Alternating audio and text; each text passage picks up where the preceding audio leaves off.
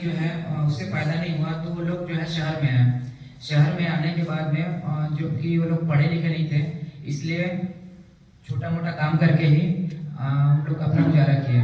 और मेरा जो जन्म है कोरबा जिला में हुआ, और कोरबा जिले में ही मेरी पढ़ाई लिखाई हुई। और पढ़ाई लिखाई के बाद में पहला जो जॉब है मैंने एक जैसे हमारे प्लांट में PRWs होते हैं, उस टाइप के ही मैंने PRW से ही शुरुआत की थी।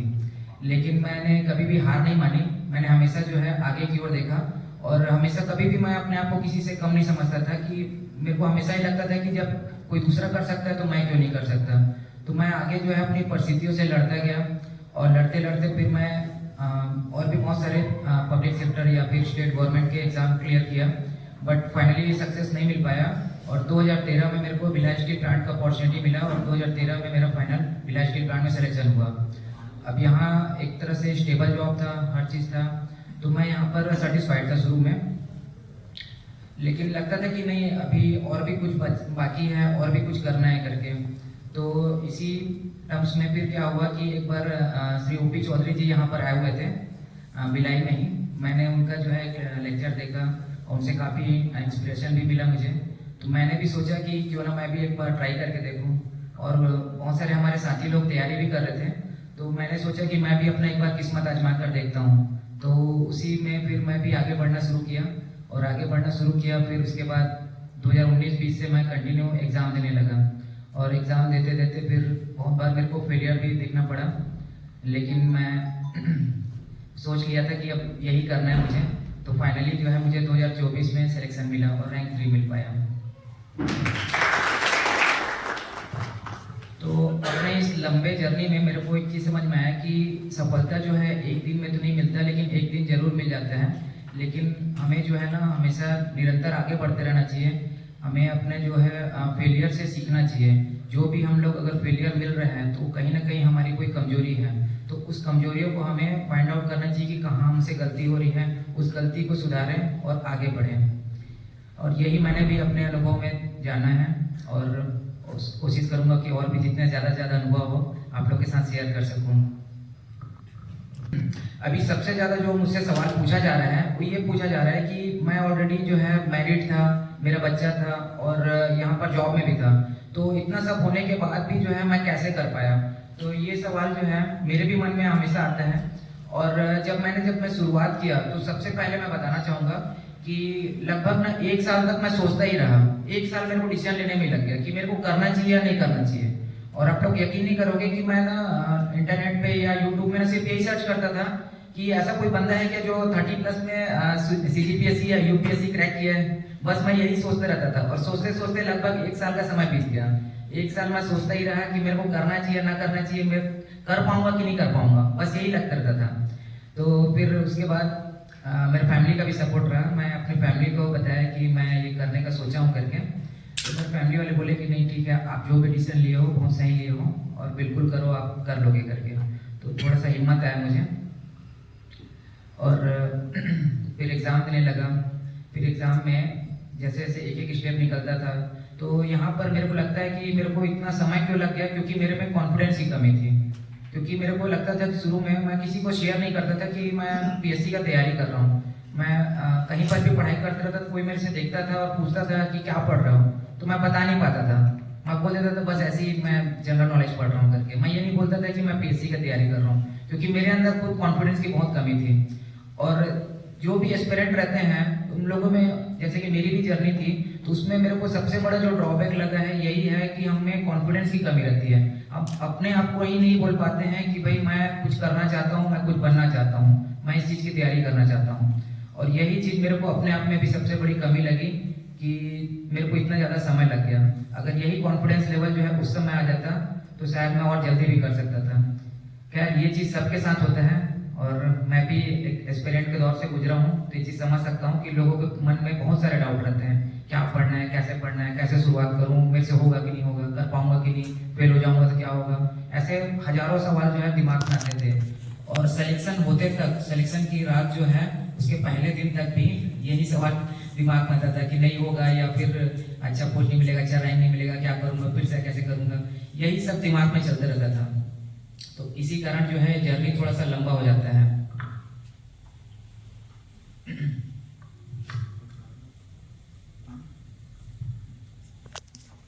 तो ये दोनों चीज़ जो है ना मेरे को लगता था कि क्योंकि मैं मैरिड हूँ, मैरिड लाइफ में मेरे को ऐसे टाइम नहीं मिल रहा है। फिर जॉब में भी हूँ, 8 घंटे जॉब तो करना ही है, आना जाना मिलाकर कभी कभार 9-10 घंटे भी हो जाते थे।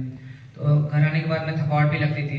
तो मैं यही सोचता था कि ये मेरी सबसे बड़ी वीकनेस है, अगर मैं जो है फ्रेशर होता तो मैं कर लेता, यही लगता था। लेकिन मुझे समझ में आया कि जो जिसको मैं वीकनेस समझ रहा हूँ वही मेरी स्ट्रेंथ है। जैसे कि फैमिली, तो फैमिली से क्या होता है कि आपको स्टेबिलिटी मिलता है। आपको जैसे जो बैचलर लोग हैं बाहर जाके पढ़ाई कर रहे हैं, तो उनको सबसे बड़ा टेंशन रहता है खाना खाने का, खाना अच्छा मिलता नहीं है। तो घर में मेरे को पका पकाया खाना मिल जा रहा था, मेरे को किसी दोस्त की जरूरत नहीं थी, घर में ही मेरे लाइफ पार्टनर जो है मेरी दोस्त बन गई थी, मैं अपना हर प्रॉब्लम से शेयर कर सकता था। फिर उसके बाद में जॉब, तो जॉब ऐसा नहीं कि जॉब में सिर्फ नेगेटिव चीज़ें ही हैं, पॉजिटिव चीज़ भी है। जैसे हर सिक्के के दो पहलू होते हैं, वैसे मैं समझता हूँ कि जो जॉब में है उन लोगों के पास भी दो पहलू हैं। बहुत सारे नुकसान भी थे, जैसे कि टाइम नहीं मिलता है, थकावट लगती है, मेंटली स्ट्रेस हो जाता है, और अगर जॉब में ड्यूटी में किसी के साथ कुछ हो जाए तो फिर घर में आने के बाद टेंशन अलग रहता है। तो ये सब नेगेटिव साइड्स भी हैं। तो नेगेटिव साइड्स को छोड़ करके मैंने पॉजिटिव साइड्स को देखा कि भाई इसका कुछ पॉजिटिव साइड भी तो हो सकता है। तो पॉजिटिव साइड्स में देखा कि मैं भाई सबसे पहले जो है इकोनॉमिकली स्टेबल था, मेरे को तुरंत कोई रोजगार की जरूरत नहीं थी। जैसे जो बेरोजगार लोग रहते हैं वो लोग डिस्ट्रैक्टेड रहते हैं कि भाई अभी रेलवे की वैकेंसी आया है वहाँ डाल दें, फिर जेई का निकला है वहाँ डाल दें, तो इसमें डाल दें, व्यापम का है, तो उन लोग हमेशा डिस्ट्रैक्टेड रहते हैं और पीएससी में फोकस होकर के नहीं अपना तैयारी कर पाते हैं। तो मेरे लिए सबसे बड़ा बेनिफिट ये था कि मेरे पास ऑलरेडी जॉब था, तो मेरे को कम से कम जॉब तो नहीं चाहिए, मेरे पास जॉब है तो मैं इधर उधर की तैयारी ना करके सिर्फ एक ही चीज में कंसंट्रेट करूँ। तो ये मेरे लिए सबसे बड़ा जॉब का प्लस पॉइंट रहा। फिर उसके बाद में अब आप इकोनॉमिकली स्टेबल हैं तो आपको घर से पैसे मांगने की जरूरत नहीं। जो लोग बेरोजगार होते हैं उन लोग को सबसे बड़ा ये चीज़ खराब लगता है कि मुझे बुक्स लेना है, मुझे लाइब्रेरी की फीस भरनी है, मुझे कोचिंग जाना है, टेस्ट सीरीज लेना है, तो ये सब के लिए घर से बार बार पैसे लेने पड़ते हैं और डिसीजन भी खुद नहीं ले पाते हैं। घर वाले बोल दिए ये करना है तो करना है, नहीं करना है तो नहीं करना है। तो भाई मेरे पास तो पैसा था, मैं अपने हिसाब से कुछ भी कर सकता था। तो ये सारे फायदे जो है ना मुझे जॉब में दिखाई दिए। तो मैंने हमेशा इसको जो है ना कभी भी नेगेटिव वे में नहीं लिया, इसको हमेशा पॉजिटिव वे में लिया। अब देखो, अब जैसे कि बात है टाइम मैनेजमेंट की, तो टाइम मैनेजमेंट जो है ना मैं इसको ये कहूँगा कि टाइम किसी के पास होता नहीं है, टाइम हम सबको निकालना पड़ता है। आप किसी भी बेरोजगार आदमी को भी ढूंढ लो, अगर उसको बोलोगे कि चल ये काम करते हैं तो बोलेगा नहीं यार अभी मेरे पास समय नहीं है, बाद में देखूंगा। तो मतलब कहने का मतलब ये है कि हम अपने दिनचर्या में ही पूरा दिन बिता देते हैं। तो अब ऐसा नहीं कि भाई अब आपके पास 8 घंटे की ड्यूटी है लेकिन उसके बाद 16 घंटे तो आपके पास बचते ही हैं। तो 16 घंटे जो बचते हैं उस 16 घंटे का यूटिलाइज आप किस प्रकार कर सकते हैं ये आपके ऊपर डिपेंड करते हैं। तो मैंने जो है शुरू में मुझे भी लगता था कि मेरे पास टाइम नहीं है करके, लेकिन मैंने धीरे धीरे जो है ना दूसरे चीज़ों में अपना समय लगाना कम किया और पढ़ाई में अपना समय बढ़ाना शुरू किया। तो ऐसा करते करते मेरे को डेली 3 घंटे 4 घंटे ऐसा करके मुझे मिलने लग गया। और कहीं भी आप जॉब करें तो ऐसा नहीं कि आपको 8 घंटे पूरा कंटिन्यू काम ही करना है, बीच में ब्रेक भी मिलता है। ब्रेक मिलेगा, जैसे जनरल शिफ्ट में तो लंच टाइम मिल जाता है, टी ब्रेक मिलता है। कहीं ना कहीं जहाँ भी जॉब में हो, पीएसपी में हो या कहीं और भी रहो, हर जगह जो है ना ब्रेक मिलते ही मिलते हैं। तो उस ब्रेक का हम लोग यूटिलाइज भी कर सकते हैं। और मेरे को मोबाइल चाहिए, मोबाइल में मेरे को थोड़ा आराम करना है, थोड़ा सा रील्स देखना है, इंस्टाग्राम देखना है, ये सब लगता है, मुझे भी लगता था। तो ये ह्यूमन नेचर है, इस चीज़ को हम लोग अवॉइड नहीं कर सकते। लेकिन जो है अगर आप कंसंट्रेटेड हैं, आप फुली फोकस्ड हैं, आपको जो है सक्सेस चाहिए तो कुछ चीज़ आपको कॉम्प्रोमाइज़ भी करनी पड़ेगी। तो ऐसे ही करके मैं छोटे छोटे चीज़ों में ना अपना समय जो है बचाने लग गया। और सोशल मीडिया जो है मैं तो बोलूँ तो ये मतलब बहुत अच्छी चीज़ भी है और सबसे बड़ा डिस्ट्रैक्शन भी है आजकल के यूथ के लिए। तो सोशल मीडिया का जो है ना मैंने लिमिटेड यूज़ किया, जितने सोशल मीडिया प्लेटफॉर्म मेरे को ज़रूरत है सिर्फ उसी को रखा, बाकी सबको मैंने डीएक्टिवेट कर दिया।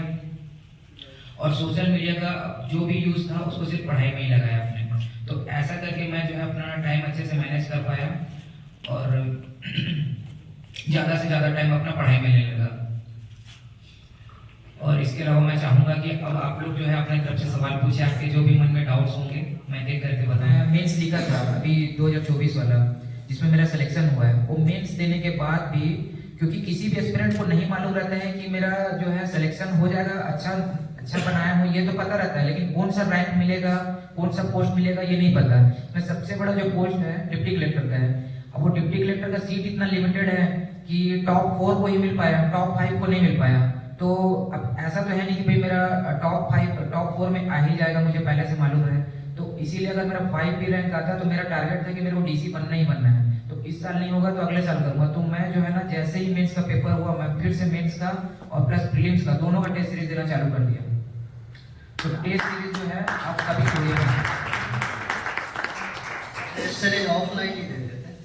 हाँ देखिए, कोविड के टाइम में तो ऑनलाइन देना पड़ता था। उसके बाद से जो है ना, मैं हमेशा मेंस का, खासकर मेंस का ऑफलाइन ही दीजिए। ऑनलाइन भी चलता है लेकिन आप ऑनलाइन ज्वाइन मत करिए, क्योंकि ऑनलाइन में क्या होगा, टाइम लिमिट का दिक्कत होता है। आप घर में बैठे आराम से लिखेंगे, फिर उसके बाद घर में कहीं पर मैप वैप है, इधर उधर देखेंगे, कुछ ना कुछ दिख जाता है। तो वो सब जो है ना, ऑनलाइन मत करिए। घर में आप वहाँ जाकर करिए। वहाँ जाएंगे ना, वहाँ पर आपको प्रॉपर एग्जाम जैसा फील होगा।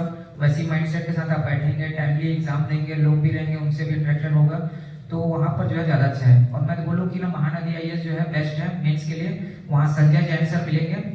वो जो है, भले मैं उनके पास कोचिंग नहीं पढ़ा था, लेकिन वो जो है हमेशा मेरे को बताते थे। और कहीं भी आप टेस्ट देने जाते हैं, कोई भी कोचिंग सेंटर है, आप बेझिझक होकर पूछिए, कुछ भी नहीं समझ में आता है तो वो भले हम लोग को डांटते थे कि तुम लोग ये लिखे हो, गलत लिखे हो, ऐसा करके। लेकिन जो है ना, टीचर कभी भी डांटते हैं, गलत के लिए नहीं डांटते हैं। उनका डांट जो है ना, वही एक दिन आगे ले जाता है हम लोग को। ठीक है, और क्या कुछ क्वेश्चन पूछे? नहीं मैं लॉकडाउन हो गया ना, तो मैं घर पे रह के सेल्फ स्टडी किया। और उसके बाद में फिर कोचिंग लेने के लिए मेरे पास समय तो नहीं था, क्योंकि मैं सेल्फ स्टडी में ही लगभग चीज़ें कवर कर लिया था। 80% चीज़ें मैंने पढ़ ली थी, अब 20% चीज़ें बची थी। तो उस 20% को लेने के लिए अगर मैं फिर से कोचिंग करता तो थोड़ा डिफिकल्ट होता मेरे लिए। इसलिए मैं जो है ना, सेल्फ स्टडी ज़्यादा किया। और ये मतलब ना, मैं तो बोलूँ कि कोचिंग जो है बिल्कुल करना चाहिए। अगर कोचिंग का ऑप्शन है तो बिल्कुल लो। क्यों? क्योंकि उसमें क्या होता है कि आपका टाइम कम हो जाता है। मतलब जो चीज़ आप साल भर में पढ़ेंगे, वो चीज़ आपको 6 महीने में। और बहुत सारी चीज़ ऐसी होती है जो समझ में नहीं आती है। तो समझ में नहीं आती है तो वो चीज़ आपको इजीली वो लोग बताएंगे, पहले से प्रिपेयर्ड हर चीज़ मिलेगा आपको। और दूसरा जो है, ऑनलाइन या ऑफलाइन की बात है, तो मैं तो बोलूँगा कि ऑफलाइन से बेस्ट कुछ भी नहीं है।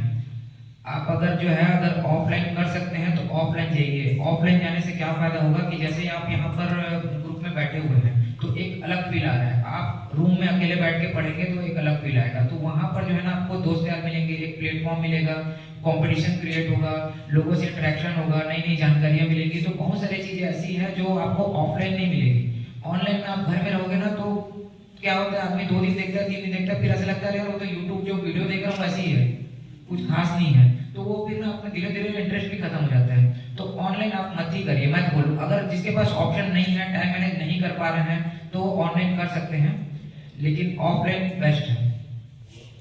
रहती है, मतलब जैसे रिवीजन करना है, पर एक एक टाइम के बाद भूल जाता है इंसान की उसको याद करना है। सही बोल रहे हैं। अब देखिए, यही सबसे बड़ी प्रॉब्लम थी। तो इसके लिए जो है ना, मल्टीपल टाइम रिवीजन और जो है ना, मतलब चीज़ों को शॉर्ट करना है। क्या होता है कि शुरू में ये होता है कि ना, मेरे साथ भी हुआ कि एक एक सब्जेक्ट के 4-4, 5-5 बुक्स ले लिया। मतलब उस दिन इस बुक्स को पढ़ता था, फिर लगता था नहीं इसमें अच्छा नहीं दिया है, फिर देखता था कि मार्केट में ये नया है, इसमें कुछ अच्छा दिया है। तो वो एक नए कंटेंट के लिए ना, मैं क्या करता था, एक नया बुक ले लिया। तो ऐसा करते करते मेरे पास ना, मैं डिप्टी कलेक्टर की जगह बुक कलेक्टर बन चुका था उस समय। तो बुक्स बहुत सारे हो गए थे। तो क्या होता है कि सबके साथ होता है चीज की ना, और फिर बुक्स इतने सारे हैं तो फिर लगता है कि अब इसको एक जगह कैसे लाया करके। तो मुश्किल में क्या किया, जैसे एक ही सब्जेक्ट का ना 4 बुक भी है मेरे पास, तो मैं उस चारों बुक का सार निकाला और एक जगह लाया। क्योंकि क्या होता है कि ना, यहाँ पर एक प्रॉब्लम ये भी है कि कोई भी बुक अपने आप में परफेक्ट नहीं है, क्योंकि किसी भी बुक में ना 100% चीजें नहीं रहती हैं, कुछ ना कुछ चीज छूटा ही रहता है। तो वही मैं बोलूँगा कि अगर आपके पास टाइम है तो नोट्स जरूर बनाइए। और नोट्स जो है ना, आप बनाओगे तो कभी भी लेंथी नोट्स नहीं बनाना है, पूरा पैराग्राफ नहीं लिखना है, आपको पॉइंट्स में लिखना है और लिमिटेड वर्ड्स में लिखना है। और जो की पॉइंट्स होते हैं, उस की पॉइंट्स को लिखिए, पूरा सेंटेंस मत लिखिए। उस की पॉइंट्स को देख करके आपको जो है पूरा सेंटेंस समझ में आ जाना चाहिए कि मैं ये लिखना चाहता हूँ। ठीक है, तो और जो है ना, मल्टीपल टाइम्स आपको रिवीजन तो करना ही पड़ेगा, क्योंकि सबके साथ होता है, भूल जाते हैं। हिस्ट्री पढ़ोगे, हिस्ट्री पढ़ते पढ़ते 1 महीना लग जाएगा, उसके बाद फिर अगले महीने फिर ज्योग्राफी स्टार्ट करोगे, फिर 1 महीना हो गया, फिर तीसरे महीने देखोगे तो सब भूल गया, ऐसा लगता है। तो वो सबके साथ होता है। तो मैं जो है ना, मल्टीपल जो है सब्जेक्ट्स को एक साथ लेकर चलता था। उससे क्या होता था कि मैं ना एक साथ बहुत सारी चीज़ों को कर पाता था और उसको ना बार बार देखता था। मतलब जैसे कि ये नहीं कि अब एक बार इसको पढ़ लिया हो गया, अब आप बंद कर लिया अभी मेरे को पूरा अंदर में हो गया, ऐसा नहीं है। उसको फिर बार बार देखते रहना पड़ता है, पलटाते रहना पड़ता है। और ना एक क्या बोलते हैं, पिक्चोरियल जो मेमोरी होता है हम लोग का, तो उसके लिए जो है ना एक ही पर्टिकुलर जगह से पढ़ते हैं तभी वो पिक्चर जो है दिमाग में सेट होता है। जब एग्जाम हॉल में बैठोगे ना तो फिर वो पिक्चर जो है ना घूमने लगता है कि हाँ उस पेज में इस कॉर्नर में ये चीज लिखा हुआ है करके। तो वो चीज जो है ना जब एक ही बुक को आप पढ़ोगे या एक ही नोट्स को पढ़ोगे ना तभी आता है। और कोई भी जो बुक है ना, मैं तो बोलता हूँ कि आप हाइलाइटर जरूर रखिए या रेड पेन रखिए, कुछ भी जो है मार्किंग करने के लिए उसको मार्क करके रखिए जो उसमें इंपॉर्टेंट रहता है, तो उससे रिवीजन भी इजीली होता है और वो जो है ना दिमाग में छपता भी है। तो सर आपका स्ट्रेटजी कैसे था? जैसे कि एक पहले तो कोर्स कंप्लीट करना रहता है, उसके बाद फिर रिवीजन, तो आपको कितना टाइम लगा था? देखिए अब मैं इसमें बताऊँ ना तो सही चीज़ है कि ना साल भर तो लग ही जाता है, क्योंकि इतनी बड़ी चीज़ें हैं इसमें, इतना बड़ा सिलेबस है, तो इतना सबको डाइजेस्ट कर पाना जो है थोड़ा सा लगता है टाइम जो है। तो कम से कम एक साल तो मैं बोलता हूँ कि 2 ही, आप एक साल जो है ना, और थोड़ा सा ना पेशेंस रखना पड़ेगा क्योंकि ये लंबा जर्नी भी हो सकता है। तो जरूरी नहीं, अब देखिए क्या होता है कि हम लोग स्टार्ट कहाँ से कर रहे हैं ये मायने रखता है। अब जैसे कि कोई इंजीनियरिंग बैकग्राउंड का, साइंस बैकग्राउंड का है तो उसको हिस्ट्री, ज्योग्राफी ये सबसे कोई लेना देना है ही नहीं, तो हम लोग वो सब पढ़े ही नहीं है। अब ये पढ़ रहे हैं तो हम लोग के लिए नया ही हो जाता है एक तरह से, तो नया हो जाता है। और जो है पहले से किसी एस्पिरेंट को मालूम है कि मेरे को ग्रेजुएशन के बाद में इसी लाइन में जाना है, तो वो क्या कर रहा है कि वो फर्स्ट ईयर से ही तैयारी चालू कर दी है, फर्स्ट ईयर से ही पूरा अपना जीएस स्ट्रॉन्ग करके रखा है, तो उसको जो है ना मैनेज करने में ज़्यादा समय नहीं लगेगा। तो हम लोग किस लेवल से स्टार्ट कर रहे हैं वो मायने रखता है। तो हम लोग जैसे मैं जो है मैं 0 से स्टार्ट किया तो मेरे को थोड़ा सा टाइम लग गया, तो टाइम लग गया तो मैं बोलूँगा कम से कम 1 साल तो चाहिए। क्यों? क्योंकि भाई इतने सारे सब्जेक्ट है इसमें, तो इतने सारे सब्जेक्ट्स को कम से कम एक बार रीडिंग करने में ही आपको उतना टाइम लग जाएगा। फिर एक बार रीडिंग करोगे तो ये नहीं कि आपको हर चीज़ 100% समझ में आ जाए, फिर आपको सिलेबस भी समझना है, फिर उसके बाद क्वेश्चन का पैटर्न भी समझना है, याद भी रखना है, फिर करंट अफेयर भी देखना है, बहुत सारी चीज़ें हो रही हैं उसको अपडेट भी करना है। तो चीज़ें यहाँ पर बहुत सारी हैं, तो बहुत सारी हैं। तो आप ना इसमें वही बोलते हैं कि कंसिस्टेंसी जो है ना इसीलिए जरूरी है। कंसिस्टेंसी इसलिए जरूरी है क्योंकि एक दिन भी आप ब्रेक लिए, 1 दिन 2 दिन 4 दिन जो भी, तो वो जब 4 दिन के बाद में जब वापस आओगे तो 2 दिन जो है ना माइंडसेट को फिर से उसमें लाने में लग जाता है कि भाई मेरे को पढ़ना है, हाँ यहाँ पर मैं पढ़ा था, ये पहुंचा था। तो आप जो है ना डेली कम से कम उसको देखिए, मैं बोलता हूँ पेज पलटाइए कम से कम। आपको 5 मिनट भी मिल रहा है, 10 मिनट भी मिल रहा है तो करते रहिए। इससे ना बाहर ही नहीं आना है अपने को, अपना जो जर्नी है एक बार स्टार्ट अपन कर दिए तो इससे बाहर नहीं आना है। अब इसका मतलब ये नहीं कि भाई दुनिया का कोई दूसरा काम नहीं करना, ऐसा नहीं है। मैं तो सब चीज़ किया, मैं तो पारिवारिक जीवन में भी था, तो पिक्चर भी जाता था, गार्डन भी जाता था, घूमने भी जाता था, सब किया हूँ मैं। तो ये सब भी करिए, लेकिन जो है ना मैं तो बोलता हूँ कि अपने 24 घंटे में से आप जो है कुछ टाइम एटलीस्ट निकालिए। मैं यहाँ तक कि मैं बता रहा हूँ कि मेरे बेटे को ना मॉल जाना बहुत पसंद है, तो सूर्या मॉल जाते थे जिस दिन ऑफ रहता था, वहाँ पर वो गेमिंग जो है उसको गेम खिलाता था, फिर उसके बाद पिज्जा खिलाता था, फिर पिक्चर देखते थे। तो रात को 12 बजे भी आता था ना तो मैं 2 घंटे कम से कम निकालता था, 2 घंटे, क्योंकि भाई अब मैं इतना सब कर लिया, तो इतना सब कर लिया तो अपने पढ़ाई से कितना दूर हो गया। अब फिर मैं ऐसे सो जाऊंगा और रात को भी कोई दिमाग में चलेगा और फिर दूसरे दिन जब मैं पढ़ूंगा सब नया लगेगा मेरे को। तो मैं रात को फिर 12 बजे भी अगर मैं फ्री होता था तो मैं 2 घंटे 1 घंटे जो है जितना भी टाइम मैं दे सकूँ वो मैं देता था। तो उससे क्या होता था कि फिर से वो रिवाइज रहता था और जो मैं इंजॉय करके आया हूँ मैं भूल जाता था। जितना टाइम इंजॉय किया उस टाइम 100% इंजॉय करता था, फिर वापस आके फिर से उसी माइंडसेट में चला जाता था। तो ऐसा करके आप अपना कंसिस्टेंसी मेंटेन करिए। सर जो बिगिनर्स जो बीएससी में अभी नए नए आएंगे उनको आप क्या सजेशन दोगे कि वो क्या करना, उनको कहाँ से स्टार्ट करना चाहिए? देखिए सबसे पहले तो वही बोलूँगा कि आप जो है ना सिलेबस देखिए, पीवाईक्यूज देखिए अच्छे से, और जो है ना अगर कोचिंग है अगर आपके पास अवेलेबल है तो बिल्कुल कोचिंग करिए और थोड़ा सा पेशेंस बना के रखिए, क्योंकि ये जो है ना बहुत मतलब वास्ट है सिलेबस जो है, तो डाइजेस्ट करने में थोड़ा समय लगेगा। 1 साल एटलीस्ट कम से कम दीजिए और स्किप मत करिए। क्या होता है कि मैक्सिमम लोग ना 1 बार देते हैं, 2 बार देते हैं, फिर लगता है कि नहीं अब नहीं कर पाएंगे, नहीं हो पाएगा। तो वही मैं बोलता हूँ कि नथिंग इज इम्पॉसिबल, आप करोगे तो जरूर होगा। हम लोग को पहले निश्चय करना पड़ेगा कि भाई मैं यही चीज करना चाहता हूँ या नहीं। तो ये जब तक हम लोग निश्चय नहीं करेंगे इस क्षेत्र में नहीं टिक पाएंगे। तो यहाँ पर बोलते हैं ना कि जीता वही जो कभी रुका नहीं, तो हमको रुकना नहीं है, रुक गए तो फिर हार गए। क्योंकि हम लोग बचपन से वो वाला स्टोरी सुने हैं खरगोश और कछुए वाला। तो खरगोश क्या करता है, तेज से दौड़ता है, फिर थोड़ी देर बाद बोलता है कि मैं बहुत आगे हो गया, रुक जाता है, और कछुआ वहीं कंटिन्यू चलते रहते हैं। तो भले आप धीरे हो धीरे धीरे हो रही है चीजें, लेकिन अब उसमें निरंतरता बना के रखिए, चलते रहिए। क्योंकि यहाँ पर क्या होगा ना, ये जो चीजें हैं, बोलते हैं ना कि कुछ चीजें जो है लेयर्स में सेटल होती है, तो ये यहाँ पर ऐसी चीजें हैं। क्योंकि आप एक बार पढ़ेंगे तो आपको कुछ नया चीज मिलेगा, फिर दूसरे बार पढ़ेंगे फिर कुछ नया मिलेगा, फिर तीसरे बार, तो आपको जो है ना मल्टीपल टाइम्स को करना ही पड़ेगा। आप एक ही बार पढ़ के हर चीज करने बोलोगे नहीं हो पाएगा, क्योंकि जीएस में और साइंस में या फिर इंजीनियरिंग के सब्जेक्ट में बहुत डिफरेंस है। जीएस जो है इनसे बहुत आगे है मान के चलिए, क्योंकि इसका कोई और जोर नहीं है। Okay, thank you sir.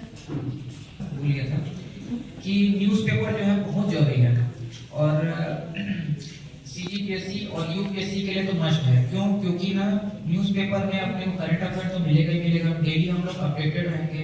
देखिए यहाँ पर जो जीएस के भी सब्जेक्ट्स हैं, यहाँ पर ना हर चीज स्टैटिक नहीं है कि हम लोग इतना पढ़ लिए मतलब यही है, ऐसा नहीं है। रोज नई नई चीजें हो रही है। जैसे साइंस टेक्नोलॉजी, तो साइंस टेक्नोलॉजी में रोज कुछ ना कुछ, कहीं रॉकेट, कहीं मिसाइल, कुछ ना कुछ आ ही रहे हैं।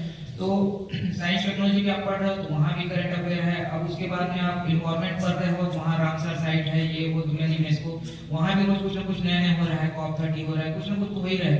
तो हर जगह जो है ना, हर सब्जेक्ट में करंट अफेयर जुड़ा हुआ है। तो आप जो है न्यूज़पेपर डेली पढ़िए और न्यूज़ भी देखिए। उससे क्या होता है कि हम लोग जो है हैबिट हो जाता है, और हैबिट हो जाता है तो हम लोग अपडेटेड रहते हैं। और दूसरा मैं बता रहा हूँ कि ऐसे सेकंड पेपर जो ऐसे होता है, तो ऐसे जो है ना बहुत ज्यादा जो है मार्क्स डिसाइड करने में बहुत बड़ा रोल प्ले करता है। मैं इस बार बता सकता हूँ कि मेरे साथ क्या हुआ कि 4 ऐसे आते हैं सीजीपीएससी में, 2 नेशनल इंटरनेशनल रहते हैं और 2 स्टेट लेवल के रहते हैं। तो मैं जो है करीबन 20 ऐसे प्रिपेयर किया था, ओवरऑल 20 ऐसे प्रिपेयर किया था, और मेरे को लगा कि इसमें से कम 2-3 तो फंस ही जाएंगे। वहां गया तो इस बार ऐसा हुआ कि चारों के चारों ऐसे नहीं फंसे मेरे, चारों मेरे लिए नए थे। अब क्या करूं? तो सबसे पहले तो लगा कि भाई सर पकड़ के बैठ जाऊंगे लेकिन मैं बोला कि सर पकड़ने से कुछ नहीं होगा। तो फिर मैं देखा कि भाई मैं रोज तो मैं करंट अफेयर पढ़ रहा हूँ, रोज मैं एडिटोरियल पढ़ रहा हूँ। न्यूज़पेपर जो आता है उसमें एक एडिटोरियल का पेज होता है, तो वो जो एडिटोरियल जो रहता है वो ऐसे लिखने में बहुत ही ज़्यादा जो है हेल्प करता है। तो एडिटोरियल जो है मस्ट था मेरे लिए, रोज मेरे को पढ़ना ही पढ़ना था। तो एडिटोरियल अगर मैं पढ़ता था तो उसी का फायदा मेरे को मिला, और मेरे को ऐसे में बिना प्रिपरेशन के उस ऐसे को मैं चारों के चारों ऐसे लिखा, और मेरे को उसमें 113 मार्क्स मिले थे। जबकि पिछले बार जो है मेरे को चारों ऐसे मैं प्रिपेयर किया हुआ वाला ही लिखा था, मेरे को 112 नंबर मिले थे। तो मतलब 1 नंबर से ज़्यादा ही मिल गया मेरे को, बोला जाता है। तो वही मैं बोलता हूँ कि न्यूज़पेपर जो है बहुत ज़्यादा जरूरी है, और खासकर एडिटोरियल वाला पोर्शन। एडिटोरियल आप छोड़िए मत, उससे आप अपडेटेड भी रहेंगे। और उसके अलावा जो है करंट अफेयर के लिए मैं क्या करता था, ईयरली जो करंट अफेयर्स आते हैं एग्जाम के टाइम में, अभी जैसे सीजीपीएससी के एग्जाम फरवरी में होगा तो जनवरी में आएंगे, अर्जुना आता है, बहुत सारे आते हैं। तो ऐसा ईयरली वाला लेता था, तो ईयरली वाला लेता था तो उसमें साल भर का सारे कंटेंट्स मिल जाते हैं। और जो लोग सीजीपीएससी का स्पेशली अगर तैयारी कर रहे हैं तो उसमें ना एक वो आता है मंथली मैगजीन वगैरह भी आता है, जैसे विकास परक वगैरह रहता है, तो वो भी ले सकते हैं। उसमें बहुत सारी चीजें मिल जाएगी आपको। ठीक है, मेंस आंसर राइटिंग कैसे इंप्रूव करें सर?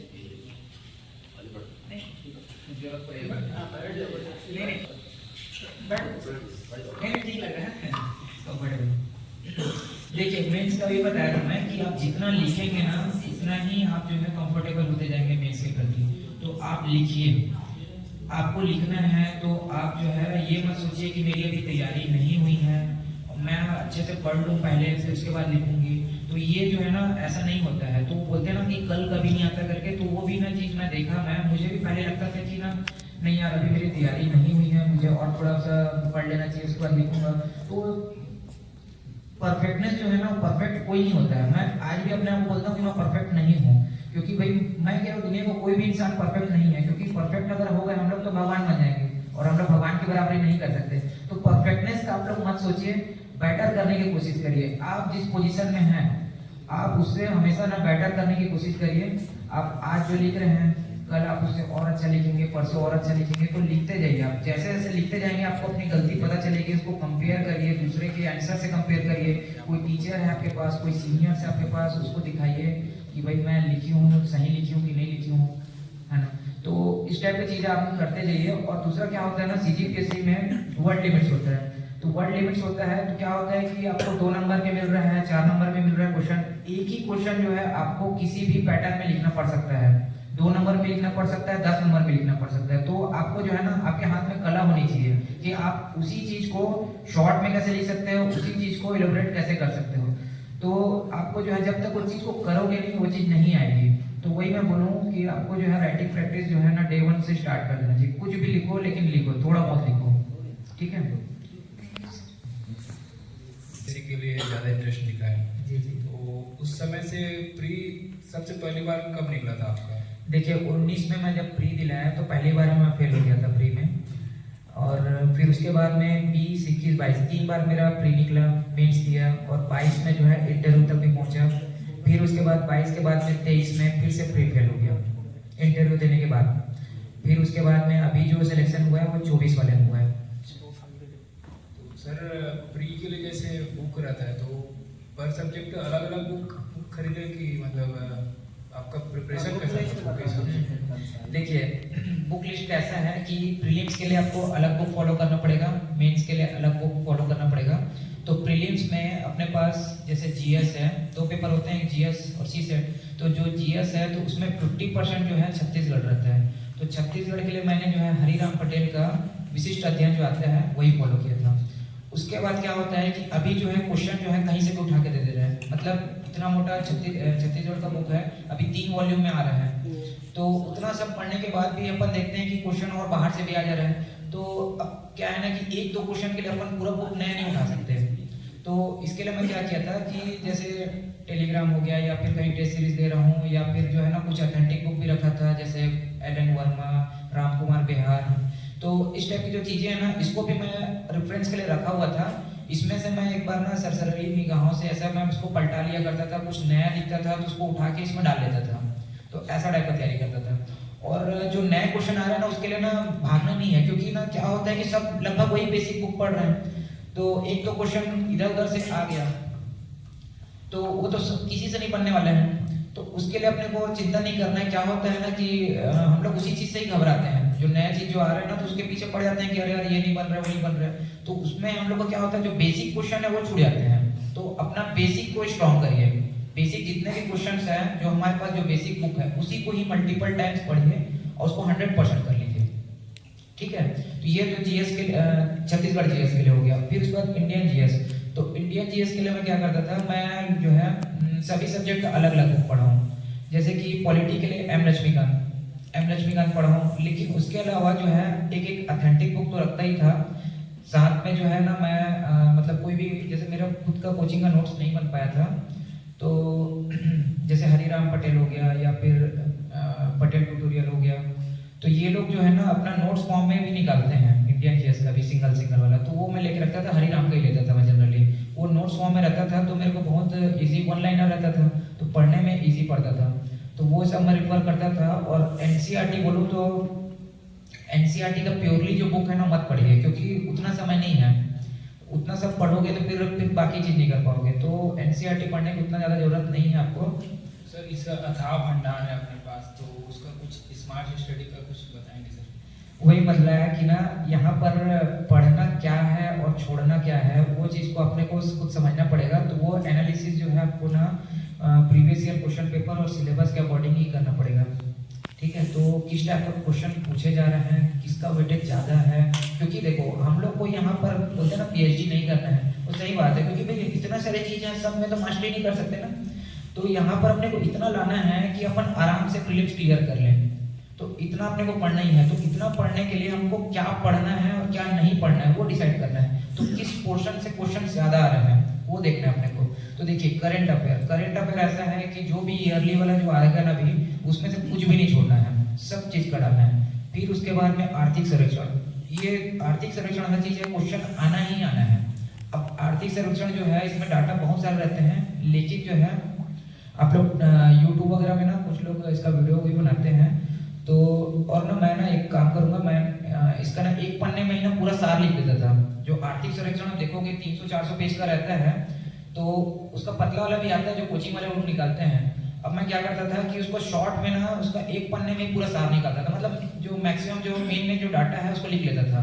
तो एक पन्ने में ही करता था, उसको मैं ना फोटो खींच के भेजता हूँ व्हाट्सएप वगैरह ग्रुप में, उससे आप लोग आइडिया ले सकते हैं। तो ऐसा ना चीज़ों को छोटा करना, उसको समेटना है। अब देखिए 300-400 पन्ने का है, उसमें से जो उसका सार है अपन एक पन्ने में भी निकाल सकते हैं। तो ऐसा करके ना अपने को चीज को छोटा करना है। और दूसरा, किसका वेटेज ज्यादा है, जैसे बताया अभी आर्थिक सर्वेक्षण आना ही है क्वेश्चन, योजना उससे भी आना ही है क्वेश्चन। तो ये सब चीजें जो है ना आप छोड़िए मत। उसके अलावा मैं बोलूँ ना, इंडियन जीएस जो है ना ज़्यादा बड़ा है, तो आप उसको जो है ना मतलब वेटेज तो देना है, लेकिन अपने को छत्तीसगढ़ जो है ना वो कम समय में हो जाएगा क्योंकि उसमें मटेरियल कम है, तो उसको ज़्यादा वेटेज दीजिए, मतलब उसमें का कुछ भी छूटना मत चाहिए। तो ऐसा टाइप का पढ़ेंगे ना तो आपका जल्दी निकल जाएगा। और इंडियन जीएस में भी कुछ चीज़ें हैं जो हमेशा आता है और उसको किए बिना अपन नहीं निकाल सकते, जैसे कि पॉलिटी है। तो पॉलिटी जो है ना अच्छे से पढ़ना ही है। और पॉलिटी के लिए ना एम लक्ष्मीकांत तो पढ़ता ही था मैं, एम लक्ष्मीकांत के साथ में जो है मैं हरिराम पटेल का या फिर और कोई दूसरा कोई रेफरेंस नोट्स रखता था। उससे जो है क्या होता था, रिवीजन आसान हो जाता था। रिवीजन आसान मतलब वन लाइन आ जाता था। और एम लक्ष्मीकांत में क्या होगा कि पूरा पैराग्राफ दिया हुआ है, अच्छे से एक्सप्लेन करेगा। तो पहली बार पढ़ने के लिए ना एम लक्ष्मीकांत ही पढ़िए, क्योंकि एम लक्ष्मीकांत में क्या होगा उस चीज़ों को एक्सप्लेन करेगा कि मौलिक अधिकार क्या है, इसको क्यों दिया गया है, इसमें क्या क्या इसकी विशेषताएं हैं।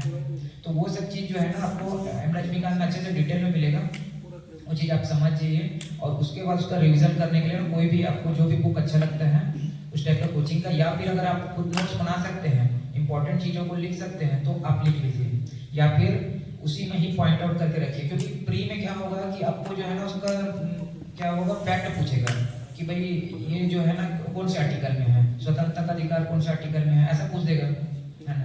तो वो सब चीज़ों को जो है ना आपको शॉर्टलिस्ट करके रखना पड़ेगा। ठीक है, धन्यवाद सर, बहुत शुभकामनाएं सर आपको। एडिटोरियल अच्छा दिया हो। मैं तो ऐसे नवभारत और दैनिक भास्कर दोनों पढ़ता था। दैनिक भास्कर अभी अच्छा एडिटोरियल दे रहा है उसमें मेरे ख्याल से, तो मैं उसी को जनरली पढ़ता था। और मेरा हिंदी मीडियम था तो वो हिंदू वगैरह पढ़ने का तो चांस ही नहीं था, तो वो सब नहीं पढ़ता था। और उतना सब करने की ज़रूरत नहीं है, अपना CGPSC के लिए इतना सफिशिएंट है। और जो है मैगजीन के लिए मैं बता रहा हूँ कि गवर्नमेंट का जो भी मैगजीन आता है, जैसे जनमन आता है, तो जनमन जो है ना वो पढ़ना ही पढ़ना है, क्योंकि जनमन में बहुत सारी चीज़ें ऐसी रहती हैं जो अपने को कोटेशन वगैरह जो रहता है वो अपने को बना बनाया मिल जाता है ऐसे के लिए। तो जनमन बहुत अच्छा चीज़ है, मैं बोलता हूँ। और गवर्नमेंट जो है ना, गवर्नमेंट का थीम पता चलता है कि गवर्नमेंट सोच क्या रही है, करना क्या चाहती है। यहाँ पर देखिए, यहाँ पर जो है ना CGPSC अपन तैयारी कर रहे हैं, तो मतलब अपन सरकारी अधिकारी बन रहे हैं, तो सरकारी अधिकारी काम ही है कि सरकार का ही काम देखना। तो यहाँ पर जो है ना जो क्वेश्चंस भी आते हैं सरकार से ही रिलेटेड ज़्यादा आते हैं, मतलब सरकार क्या करना चाह रही है, किस दिशा में जा रही है, तो वो अपने को पता होना चाहिए, अपडेटेड होना चाहिए कि सरकार अभी जो है क्या योजना लॉन्च कर रही है, उसका क्या उद्देश्य है, कि महिला सशक्तिकरण चाह रही है, नक्सलवाद को खत्म करना चाह रही है, क्या चाह रही है। तो ये सब चीज़ जो है ना, और यही जो है ना हॉट टॉपिक्स रहते हैं, सरकार जो भी कर रही है, यहीं से करंट अफेयर भी बनते हैं और यहीं से योजना के क्वेश्चन भी बनते हैं। ठीक है, हाँ, ईयरली करंट अफेयर भी आपको पढ़ना ही है। जैसे सबसे टॉप में अर्जुना का ही नाम आता है, अर्जुना पढ़िए आप। अर्जुना के अलावा पिकासो का आता है, प्रतियोगिता सारांश का भी आता है। Good evening sir. Good evening sir, आप ब्रीफ में बता सकते हैं कि कौन सी गलतियां नहीं करनी है ड्यूरिंग प्रिपरेशन? देखिए, गलतियां जो होती है ना, कुछ मानसिक गलतियां हैं, जैसे कि हम लोग बहुत सारे ना मन में भ्रांतियां पाल के रखे रहते हैं कि मेरा नहीं होगा। क्यों नहीं होगा? तो बहुत सारे रीज़न अपन लोग पहले से डिसाइड कर लिए रहते हैं। जैसे कि मैं अभी खुद किया था कि मेरा एज हो गया है, इस एज में पढ़ाई नहीं हो पाएगी, सबसे पहली बात तो दिमाग में आया है। तो एज के लिए मैं तो बोलूँ, जिसको भी अगर लगता है एज के से रिलेटेड कोई भी चीज़, तो age is just a number बोलते हैं। तो पढ़ाई के लिए कोई भी एज नहीं होती। सबसे पहली बात तो आप जिस भी एज में हैं आप पढ़ सकते हैं। उसके अलावा हम लोग को लगता है कि भाई मैं जो है मेरा मतलब जो स्कूलिंग है या फिर कॉलेज बैकग्राउंड है बहुत वीक है। तो मेरे को भी लगता था कि देखिए मेरा जो क्वालिफिकेशन है, मैं डिप्लोमा किया था। डिप्लोमा करने के बाद मेरे को घर की आर्थिक स्थिति अच्छी नहीं थी, तो मेरे को तुरंत जॉब करना पड़ा।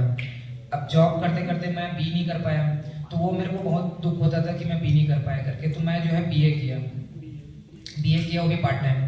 तो अब सबसे पहली बात ये, लोगों को लगता है कि भाई सामने वाला बंदा NIT करके आया है, IIT करके आया है, तो वो तो पक्का टॉप कर लेगा, उसका तो हो ही जाएगा। और मैं तो BA किया हूँ, मैं क्या कर लूँगा, ऐसा लगता है। तो ये चीज़ें जो है ना अपने मन से निकाल देना है, नकारात्मक चीज़ें। और भी उसके अलावा जो है ना लगता है कि भाई मैं कोचिंग नहीं जा पा रहा हूँ, तो मैं नहीं कर पाऊँगा। तो मैं भी जो है ना पूरे टाइम 100% कोचिंग नहीं कर पाया हूँ। कोचिंग किया था लेकिन 100% नहीं हो पाया था। तो ऐसा ज़रूरी नहीं कि आप कोचिंग करें तभी आपका हो। तो बहुत सारे जो मन में जो नेगेटिविटी है ना, इसको सबसे पहले तो निकाल देना है, ठीक है? क्योंकि यही चीज़ें जो है ना हमको सिलेक्शन से दूर ले जाती है। यही चीज़ें जो है बार बार हमको जो है ना रोकती है, और यही चीज़ें बार बार हमको डिस्ट्रैक्ट करती है, और हम लोग फिर क्या होता है भटक जाते हैं, फिर दूसरे रास्ते में चले जाते हैं, और जितना हम लोग का जो किया हुआ रहता है फिर वो कोई मतलब का नहीं रह जाता है, ठीक है?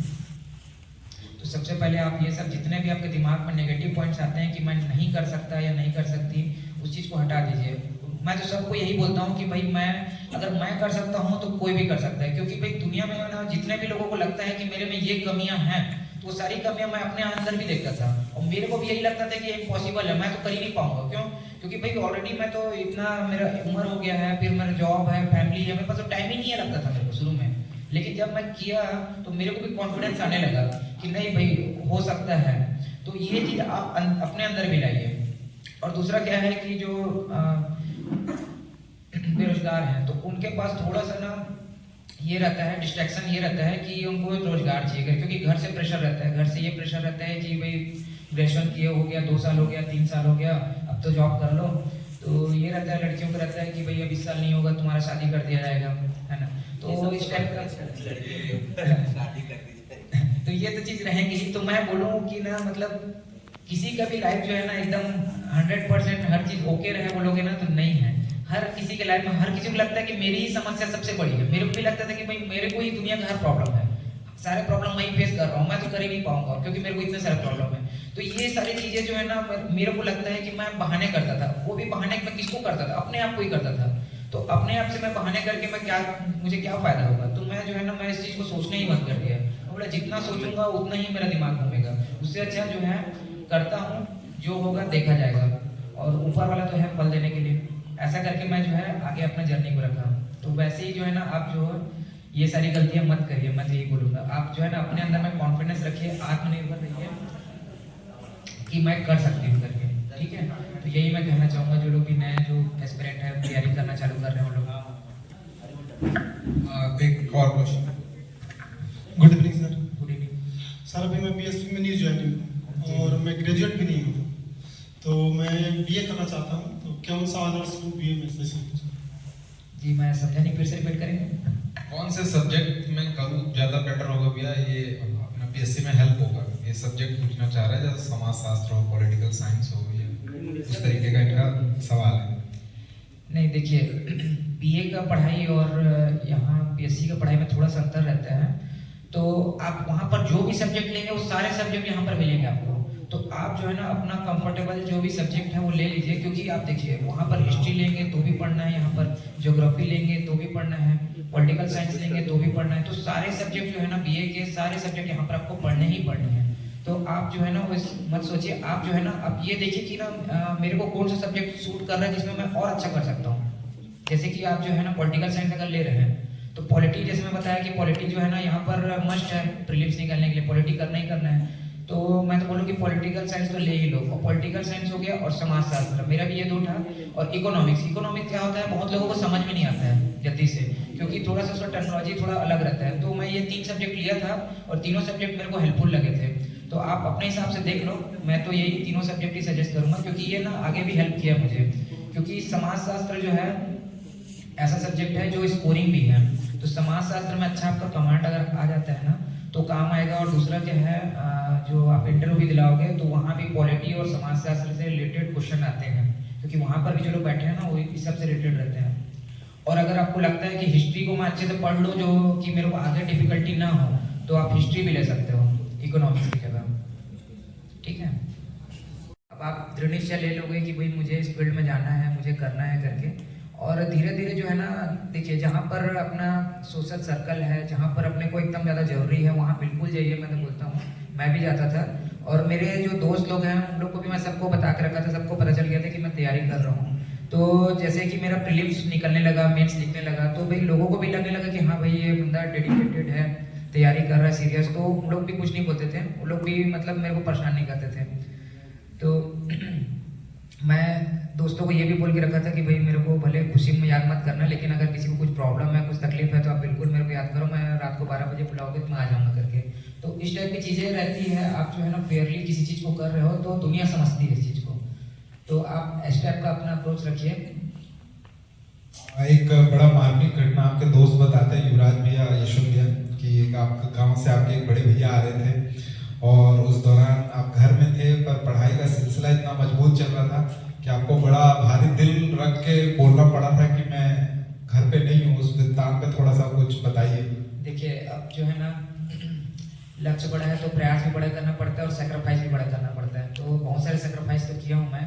और ये भी बता दूँ कि व्हाट्सएप में ना मैक्सिमम लोगों को मैंने ब्लॉक करके रखा था कि उन लोगों मतलब मैं तो ये बोल दिया था बहुत लोगों को कि मैं व्हाट्सएप ही नहीं चलाता हूँ, क्योंकि भाई घोरबा से कोई देखने आएगा नहीं कि मेरे मोबाइल में व्हाट्सएप चल रहा है कि नहीं चल रहा है। तो मैं बहुत लोगों को ब्लॉक करके रखा था। क्यों? क्योंकि ना एक तो अनावश्यक कोई मेरे को परेशान मत करे, और दूसरा क्या है ना कि भाई ह्यूमन नेचर है, अब कुछ देखूंगा तो डिस्ट्रैक्शन आएगा ही। अब स्टेटस दिखता था, व्हाट्सएप चलाना जरूरी भी है क्योंकि बहुत सारे कोचिंग की चीज़ें जो है वहाँ आती थी, स्टेटस में भी जानकारियाँ आती थी, तो देखना पड़ता था। किसी का स्टेटस गलती से भूल गया, अब दिमाग में आ गया कि भाई वो जो है मड़ौरा नहीं गया है तो वहाँ गया है, तो मेरे भी दिमाग में आता था यार मैं घूम नहीं पा रहा हूँ करके।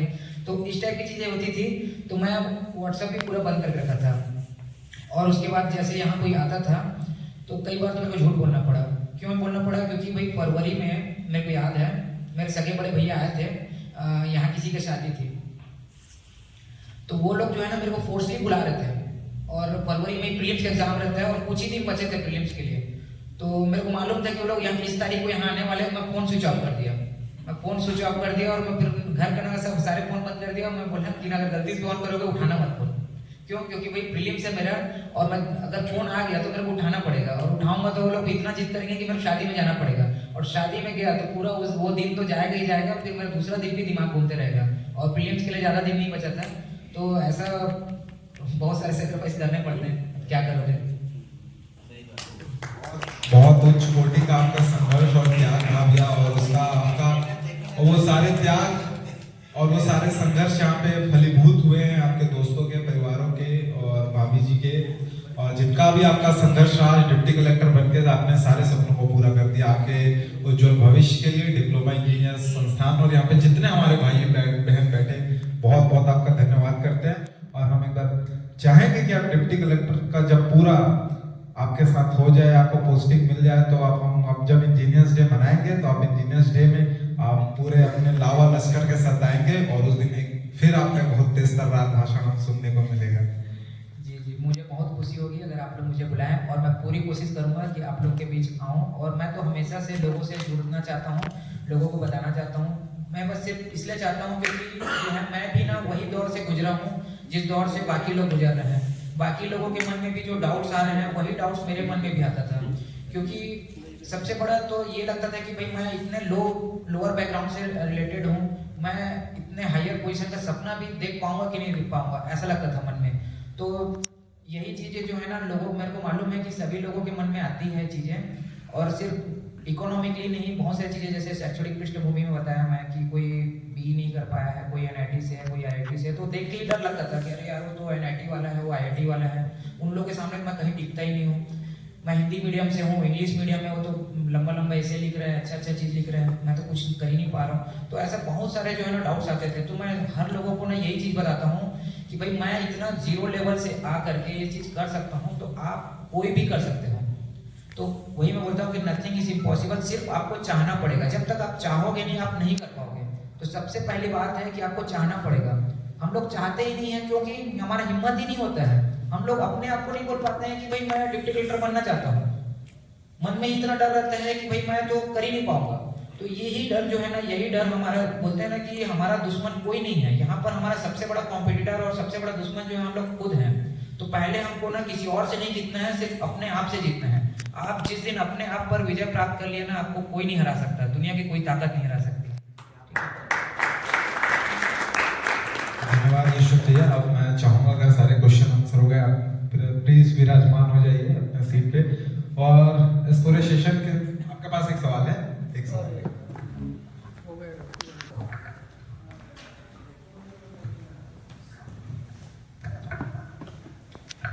एक तो मैं आपको धन्यवाद देना चाहूँगा यहाँ पर आने के लिए।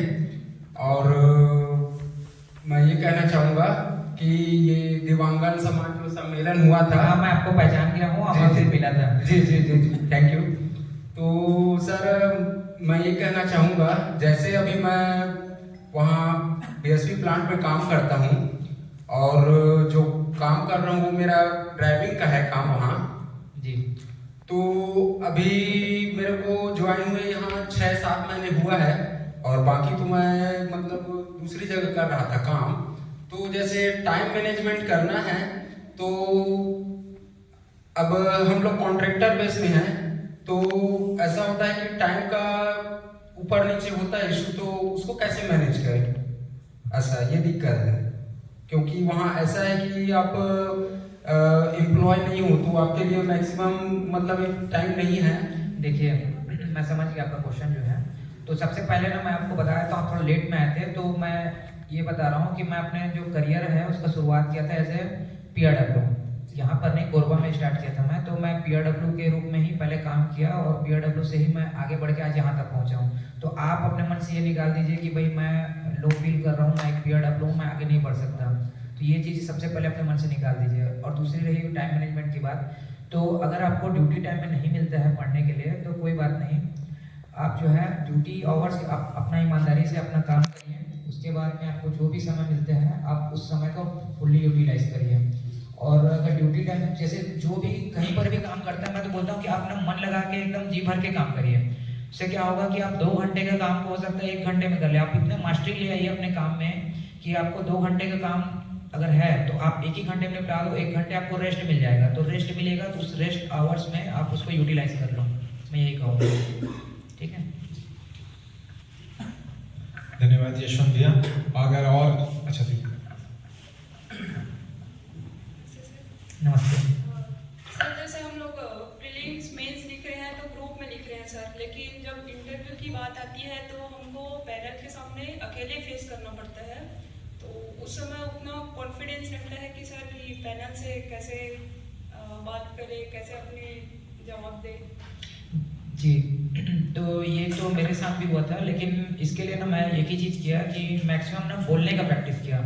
बोलने का प्रैक्टिस जो है कहीं पर जाकर मॉक इंटरव्यू दो वो भी ठीक है, या फिर अपने फ्रेंड सर्कल में हम लोग क्या करते थे कि ना ऐसे ही 4 लोग कुर्सी में बैठ गए तो एक पैनल बना लिया अपन, उसके सामने मैं बैठ गया, तो वहाँ पर ना एक डर जो है ना जो वहाँ पर होता है वो डर यहाँ पर भी बिल्डअप हो जाता था। तो उसी डर का जो है ना रोज रोज आप सामना करोगे तो क्या होता है कि ना मैं ये चीज़ देखा था कि इंटरव्यू में क्या होता है कि जो क्वेश्चन हमको आता है वो भी नहीं बोल पाते हम लोग सिर्फ डर के कारण। तो वो डर को ही निकालना मेन होता है। तो आप जब रोज रोज उस चीज़ को फेस करोगे तो डर अपने आप खत्म हो जाएगा। तो इसमें आपके दोस्त लोग जो है या फैमिली मेम्बर्स जो भी है आपके पास वो लोग बहुत हेल्पफुल रहते हैं। तो यही चीज़ मैं किया था। इस बार आपसे क्या क्वेश्चन पूछे सकते इंटरव्यू में? देखिए, इंटरव्यू में जो है ना इस बार मेरे से बहुत ज़्यादा मतलब एक ही डायरेक्शन नहीं पूछा गया था और रैपिड फायर की तरह मतलब एक बार इस डायरेक्शन से एक बार इस डायरेक्शन से इस टाइप के क्वेश्चन करते थे। और जनरली जो है मतलब मेरे से करंट अफेयर बेस्ड क्वेश्चन थे, कुछ सिचुएशनल क्वेश्चन थे, भिलाई स्टील प्लांट से रिलेटेड क्वेश्चन थे, मेरा एक्सपीरियंस है उसके बेसिस में क्वेश्चन थे। जैसे करंट अफेयर में ज़्यादा थे, जैसे कि मोदी की गारंटी क्या है अभी बताइए, अभी 150वां वर्ष चल रहा है तो किसका किसका हम लोग वर्ष कार्ड मना रहे हैं, ऐसा टाइप के क्वेश्चन थे जो अभी करंट में चल रहे हैं। Thank you. और किसी को अब सेशन हम अपना एंड करने के लिए जाएंगे, यदि अभी भी किसी के मन में है तो कुछ पूछ सकते हैं।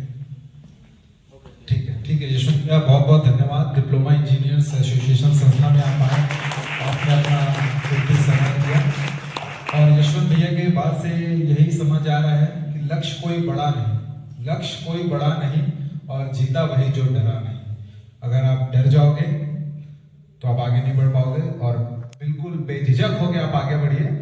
और इतने अच्छे सेशन में आपका आने के लिए हम हृदय से आपका धन्यवाद करते हैं। पूरी संस्था आपके उज्जवल भविष्य की कामना करती है। और वोट ऑफ थैंक्स के लिए और धन्यवाद ज्ञापन के लिए हमारे कोषाध्यक्ष श्री रमेश साहू जी को मैं बुलाना चाहूँगा। भी आपने धन्यवाद ज्ञापन हमारे संस्था और डिप्टी कलेक्टर बने श्री यशवंत देवांगन जी के लिए। मैं सबसे पहले तो हमारे डिप्लोमा इंजीनियर्स एसोसिएशन भिलाई के अध्यक्ष श्री राजेश शर्मा सर का आभार व्यक्त करता हूं, जिन्होंने इस इंटरेक्शन प्रोग्राम की परिकल्पना की जो कि सफल रहा। साथ ही हम हमारे डिप्टी कलेक्टर साहब का आभार व्यक्त करते हैं।